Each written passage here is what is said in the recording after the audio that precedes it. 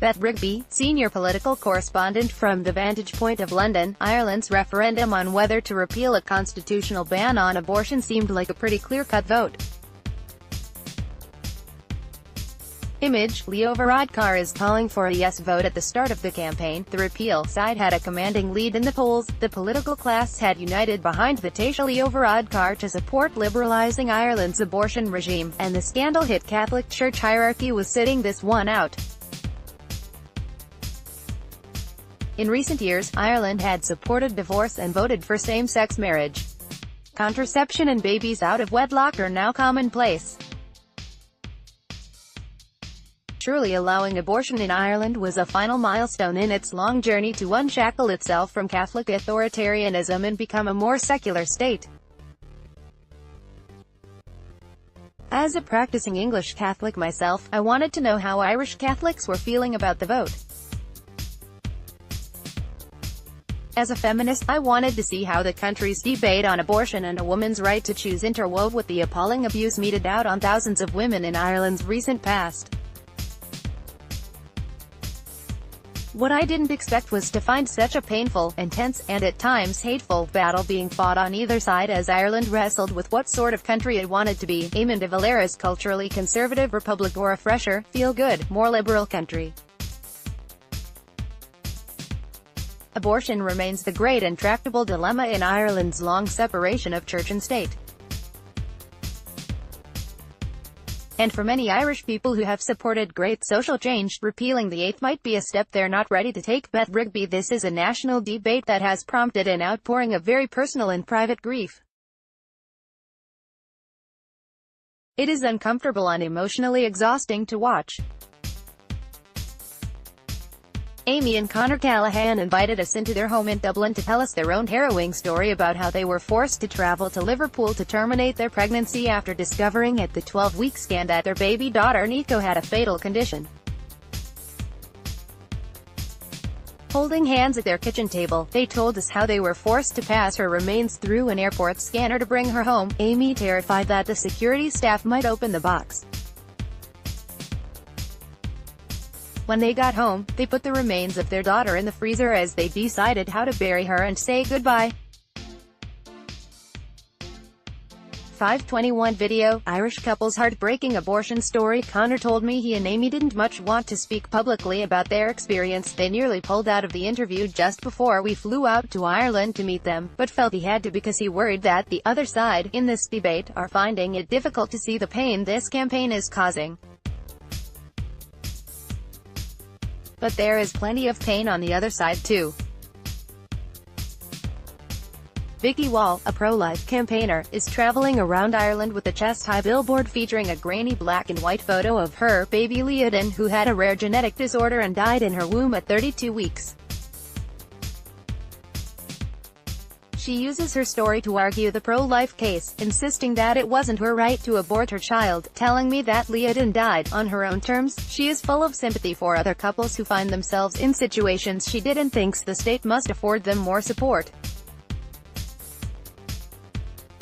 But for her, terminating a pregnancy should not be an option, in any circumstances. The bottom line is I am extremely pro-life, she said. Vicky and others with her on the Save the Eighth Road tour insist this is not about religion, this is rather about human rights and preserving Ireland's unique character.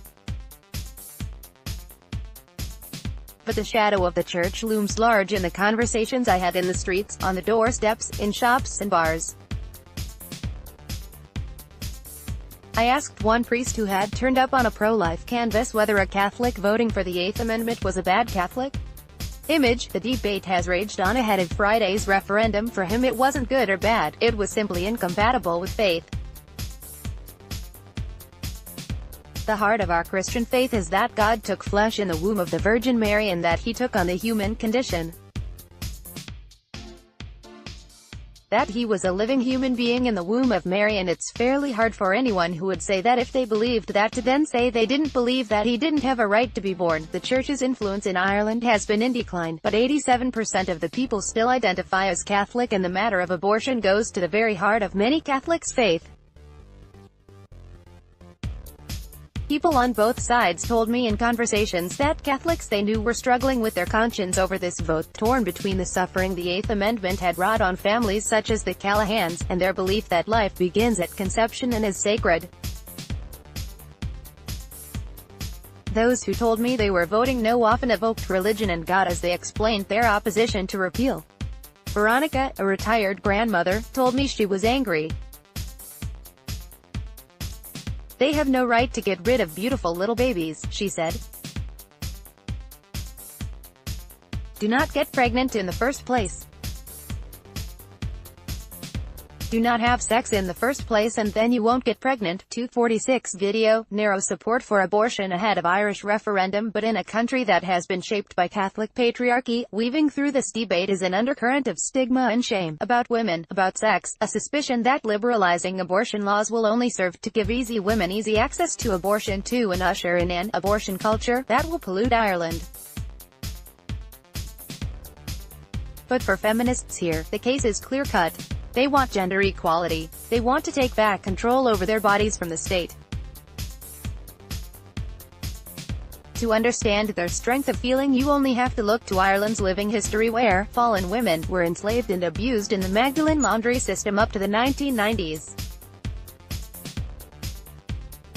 These might have been Catholic institutions, but the state was involved in how these institutions were run. People are keeping secrets in this country and have been for a very long time, explains actress and campaigner Tara Flynn. There is shame around sex. There is shame around women and sex. There's the shadow of the Magdalen laundries and single parents. It's all shame, and it stopped us from talking to each other. But now women are talking. They are sharing their stories. Stigma and shame is being met with solidarity and support.